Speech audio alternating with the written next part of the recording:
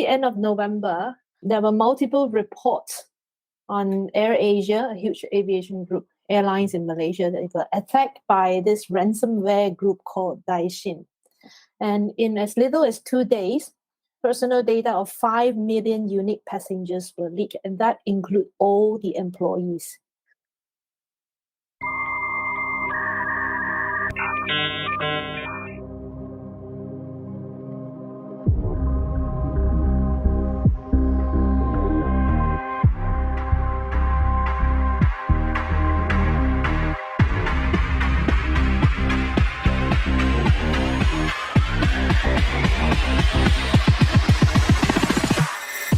Ladies and gentlemen, welcome to SecurityLah Podcast, Season 2.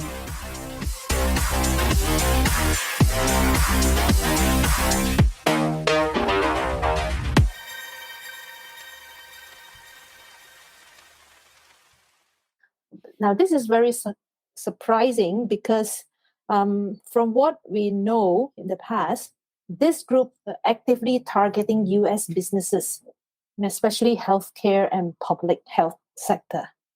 So this seems to be an interesting turn of attacks. There are at least two things that I would like to be keen. I'd be keen to know more about this. Number one, whether AirAsia has responded to this and what are the details available to us.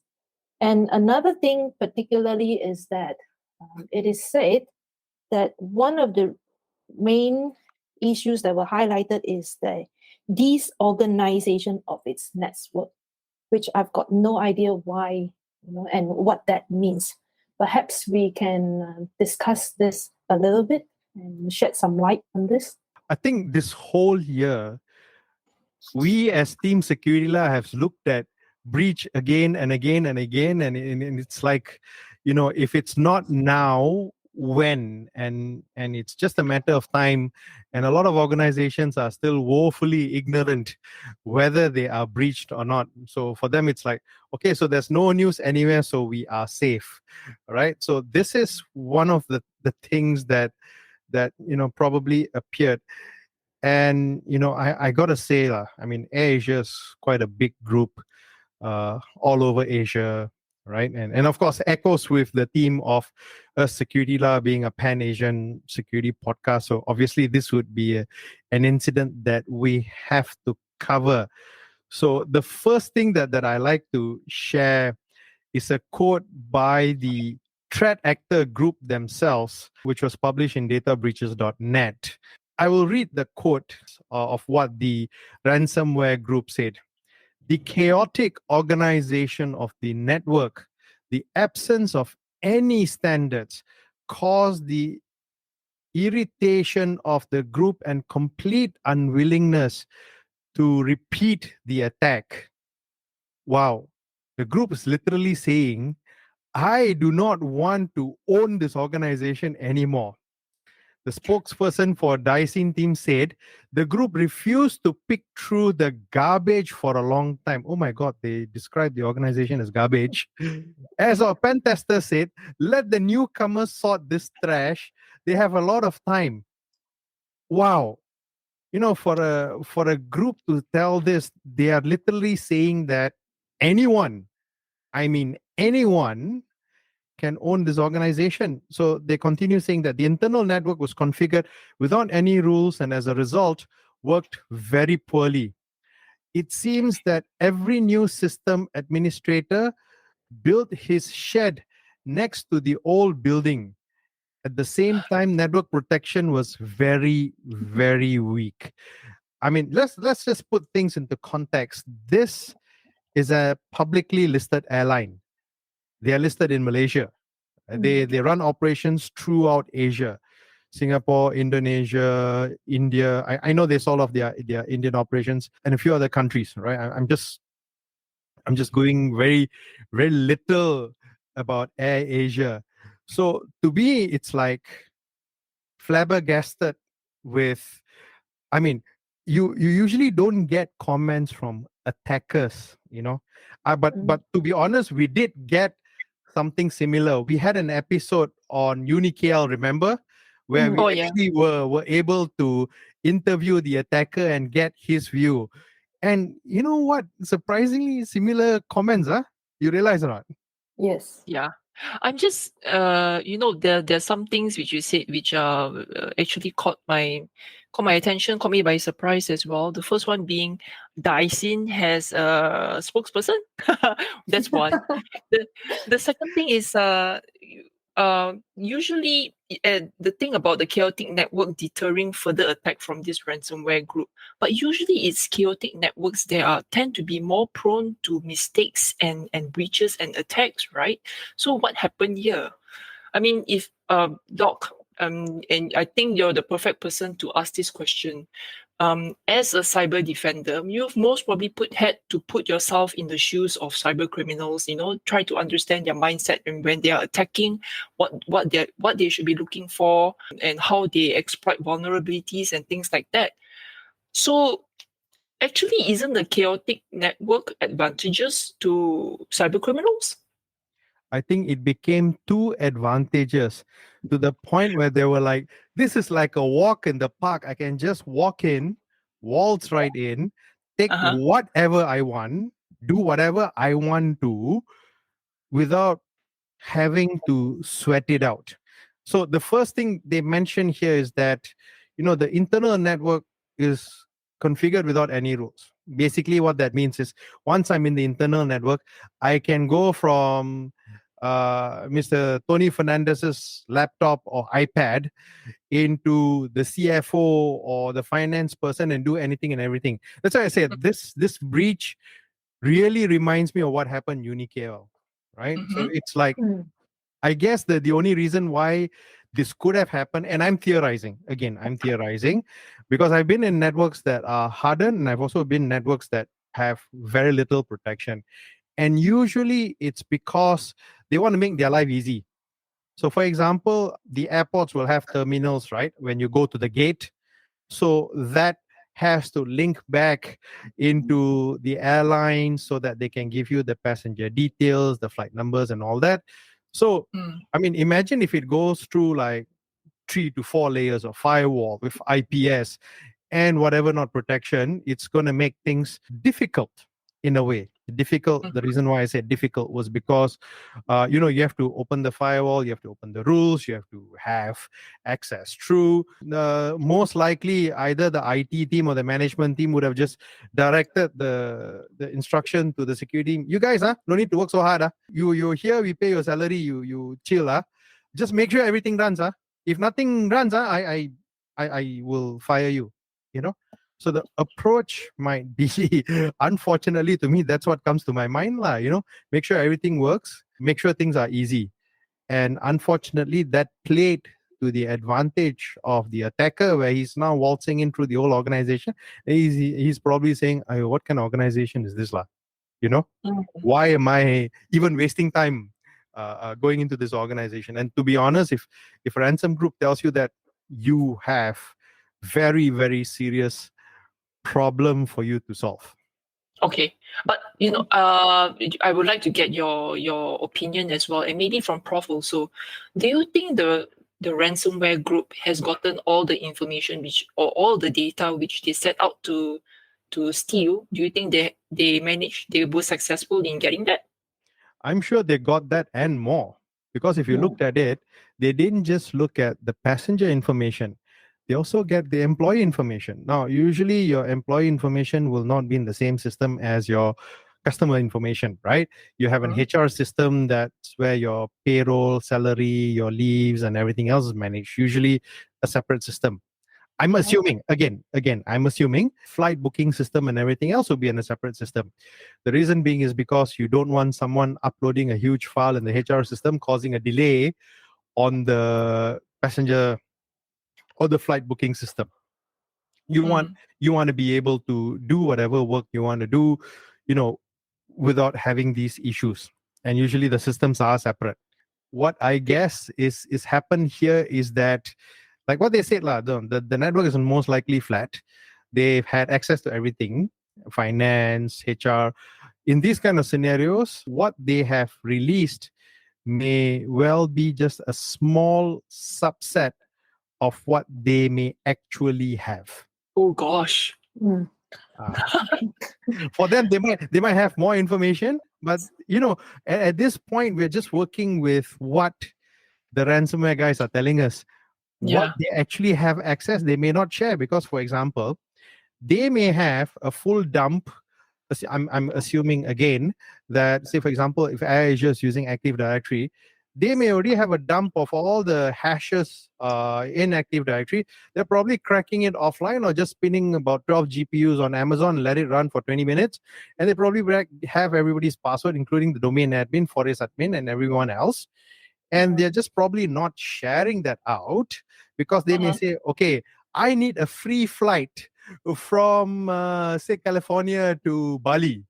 And I they might see. just go in and booking all done, and that's it, because Okay. as ransomware groups, if you notice their modus operandi, whenever ransomware group attacks a victim, usually they'll offer the victim, say, okay, fine, you pay me, I'll give you the keys, and you can go and decrypt, do whatever you need to do.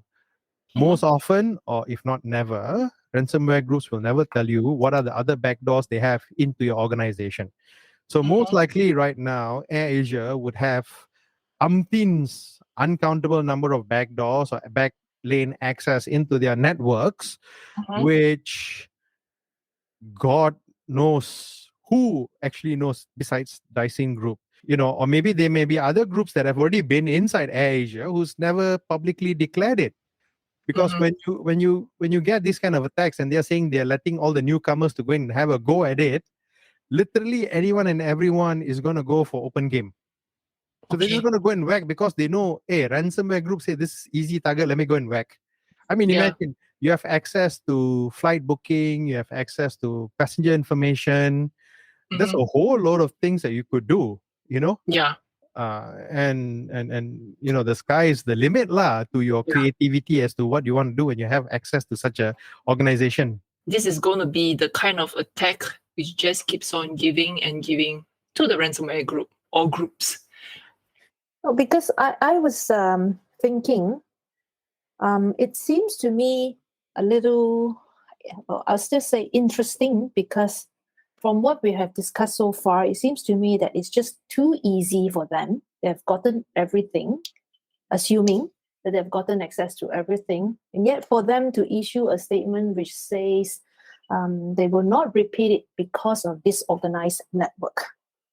But the purpose of the ransomware gang is to gain access to data or whatever access. That's a goal there. And now it's obvious that it's too easy for them to get it. And yet you issue a statement which says that it's too easy, therefore I'm not going to do it. Doesn't that sound a bit contradictory? Well, if you look at the news at databreaches.net, you'll find that they reached out to the organization, to AirAsia about the breach. AirAsia requested for a sample of the data that was breached, which they then gave. And then, as usual, just like any other Asian-centric organizations, they just went ghosting, or they just went silent. What is more satisfying than to actually humiliate your victim publicly by saying that you guys are not even worth my time, And so are we saying the ransomware group are ghosted, quote and unquote? No. The ransomware didn't ghost. It was AirAsia who ghosted the ransomware groups the other way around. So they were. That means, as in, they couldn't get what they want, and therefore, they took one step further and made such an announcement and revealed that there's such a problem with this organization. And by doing that, number one, you humiliate them, and number two, do you think that would also attract a lot more different parties who would to try to gain access into them? Enjoying the show so far? Subscribe now so that you don't miss out on the latest episode. We are available on Spotify, Apple Podcasts, Google Podcasts, and many other platforms. Visit podcast.securitylah.asia to get the links to subscribe.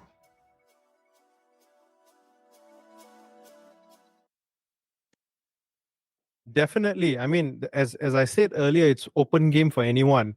With that kind of announcement, I can bet so many other groups, for whatever reason it may be, maybe ransomware, maybe whatever other reasons, would definitely have a go at it. I mean, if I was an attacker, I would say, okay, good, I got this nice juicy organization for me to hack, and they're gonna go ahead. That's gonna be an interesting thing to see what AirAsia is going to do. So far, I mean, when I looked at the response from AirAsia, initially through my other social media, I posted about the news. There was literally no response from AirAsia. Tagged them, they just kept quiet. And after a while, they issued a public, a PR message to say that their systems are intact. So their message was worded as such that their systems are intact. Yes, your system gets hacked, it can still run. It's just that you no longer have exclusive control over your own systems. It does not give me any comfort to say that my data is protected. Right? I've taken AirAsia many times, and I'm sure both of you would have at some point of your life. But that's the real question. How is AirAsia going to look at this from a customer perspective, or are they going to look at it just like any other Asian organization that's just going to think about the strategy of, if I keep quiet long enough, they might just forget about it and harp on the next big news, which is what we've seen happening again and again, right? Okay, so the way I look at it, the two possibilities. Number one, they are faced with a situation whereby if they were to pay, then there is no guarantee that there won't be a repeated attack. We've seen a lot of this in the past. But if they don't pay, then as what happens now is that they have their vulnerabilities revealed to the whole world, and along with that, they could be having to face with more attackers. That's one. Or on the other hand, as what you have said so, is to give the silent treatment until they figure out how to react to this situation, which I believe is very common. And we have also talked about that in many of our past episodes. Any organizations, when they have a breach, they would try to cover it up, or even maybe water down the impact of this by issuing statements. So here is an interesting observation that I've made. I've looked at all the US companies, and whenever they have a breach, the first thing you will notice is either on LinkedIn or any of the other platforms, is that the first advertisement will go out. We are currently looking for a chief information security officer to, come on board. Or the whole security team might be, we need to refresh, we need to get new blood, we need to get people who are in much higher caliber to actually manage the security. Surprisingly, nothing of this was ever advertised. I mean, I'm looking at LinkedIn and JobStreet and Seek Asia, and I didn't find any of this advertisement coming out. It's kind of funny, isn't it? Yeah. It tends not to happen with organizations in this part of the world, yeah. Yeah, because usually the first thing you do is, okay, we may not have put enough focus on security, so let's do something about it. That's usually the stance. But surprisingly, AirAsia in this case chose to just leave it as it is, because that's the first thing that I was actually looking for, to see if, okay, AirAsia Group, is there any opening for Chief Information Security Officer? Nope. Because one of the challenges you'll have justifying to your regulators and everyone else is that, how are you taking this seriously? And one of the first answers you will give, and here I'm actually helping AirAsia out indirectly, is to say that we are in the mode of looking for a chief information security officer who is experienced in the industry, who will spearhead or digitize or transform our cybersecurity posture and all that kind of stuff. Yeah. Hello, Okay. I'm trying to help AirAsia here, right? Okay. So you don't do that. How are you going to say to people that you're serious? I mean, end of the day, if you look at it, even organizations, they may just hire one CISO and say, you just dunk it out. I don't care, That's not happening. So to me, it doesn't seem like AirAsia is taking the right stance.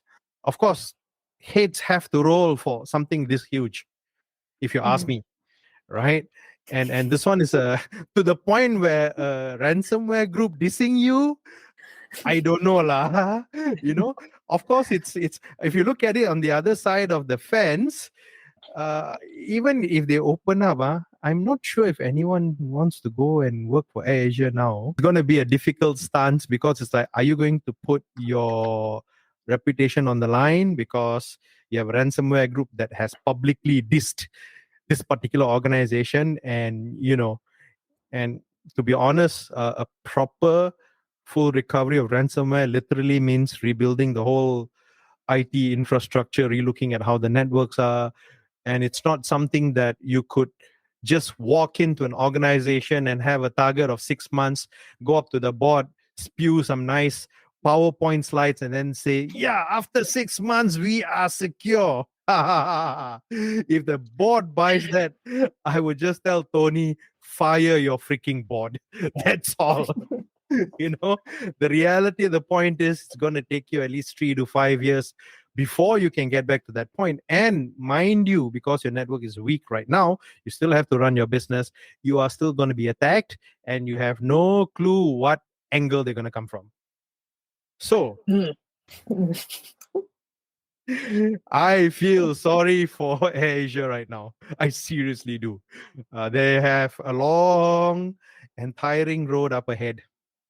The Okay. CIO or the CTO and the CISO is going to have a long, long day ahead. And the thing is that this is what I don't like about Malaysian organizations, is that they don't take things like this seriously. And whether you're a publicly listed company or not, and it's partially or fully because there is no reporting requirement, right? If you're a public listed company in Malaysia, there is no requirement for you to declare if you've been breached, either ransom or whatever, as compared to if you're listed in the US. SEC makes it mandatory for you to file these things. So one of the things that I would suggest, and I've made this suggestion before to the new government coming in, and hopefully to KKD, Kementerian Komunikasi dan Digital, Digital. Yeah. to seriously look into laws to make it mandatory for organizations, at least of this stature, to have breach reporting as a mandatory requirement moving forward. And if you want to look at how it's done, you can look at how US has done it before. You don't have to reinvent the wheel. People have done it. So it's just a matter of taking that step forward so that organization sees this very, very seriously. I have got one more last thing for you. If we were to compare this breach with past incidents like the airline breaches, other airline breaches, and also, as you mentioned just now, UniKL, what are some of the lessons that we could have learned from them? I guess the first thing is ignorance towards cybersecurity. And when I say ignorance to cybersecurity, it doesn't mean to say that, oh, I don't know cybersecurity exists. Everyone knows. Today's world, everyone knows cybersecurity exists. The ignorance comes in from the point to say that nobody's going to target me. Why would anyone be remotely interested with me? The bigger ignorance is that, oh, I have firewalls in my network. My network is secure. No one can hack into me. And it's like, okay, if I got a firewall, I'm secure. And these are the kind of ignorance that comes into play when you have large organizations that are more focused on driving business than assuring business. So the difference is you are spending to make money. Say if you're spending to make 10 US dollars, everyone's focused on spending to make that 10 US dollars. Nobody is spending to also make sure that you get to keep that $10, right? Today, if you ask me, of course, AirAsia as an organization, to me, has other issues with your operations, right? Now, coupled with this breach, I would not want to do business with them. They have simply lost me as a customer. I would really don't want to do with them because I don't see them taking my data seriously as an organization, right? You can always argue to say that, yeah, there's so many breaches out there. True. So I'm just going to continue stop doing businesses with organizations that don't take my data seriously. I'm not going to give you my data. You can say whatever you want in your PDPA, your privacy policy, and we all know that's just cover your behind kind of a statement rather than actually showing commitment to privacy and security. All right. So it's just CYA kind of statements, which people in the industry know. Right? It's nothing new. There's nothing out of the ordinary that we're talking about. It is what it is. Right. So what's important is, if you're not going to take my data seriously, I'm not going to do business with you. You've just lost revenue from me. I will happily go to anyone else. Yes, fine. You can offer the cheapest and the greatest deals, but I feel betrayed. As a customer, I feel betrayed. I feel that you have taken my trust for granted. And as such, I'm sorry, I'm not just not going to do business with you. You can have whatever best price in front of me. I realize that the low cost is because you stinge on everything else, and that's why you're able to offer that. Whereas everyone else is offering slightly more higher because they're putting all the necessary protection, they're putting all the necessary safeguards and controls so that I get a better experience. So yes, you can go for something really cheap, and they have this equation, so something really cheap doesn't have to be something good, and something good is not necessarily cheap. So, I've come to a point where, I feel that my data Strong is statement, more Doc. important.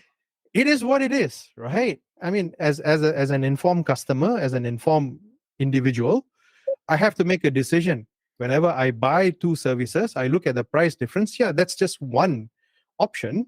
But, am I getting that comfort that my data is going to be protected? You're going to get more people who's very data centric, especially the younger generations.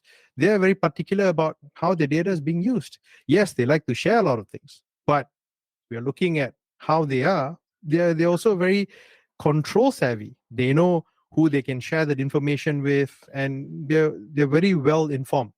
So it's not just like Gen X or Gen Y or millennials, but you will see different people having these kind of different requirements moving forward.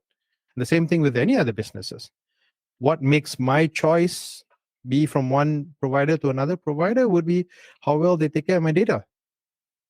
That's my 2 cents of this. Okay. Wow. I think that pretty much sum it up. Yes, it did. Yes. Okay, It so is we true. just hope. I mean, in SecurityLah, we hope we don't have to talk about breaches. But when it does, it's a lesson learned, not just for the organization that's going through a breach, but also other organizations. And sometimes we are not just people who are running the show, running security teams, we are also customers. And I don't think, and I don't see enough voice being put out to say, hey, we are frustrated with all this lack of security that our organizations are playing just because you want to make a cut out of it, right? And this has to change.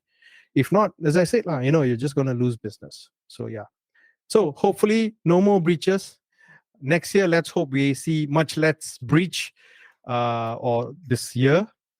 Let's hope we see less breaches and more secure, and we see success stories on how organizations have thwarted APT or even cyber attacks, and what are the things that they have done in the right manner so that everyone could benefit out of it.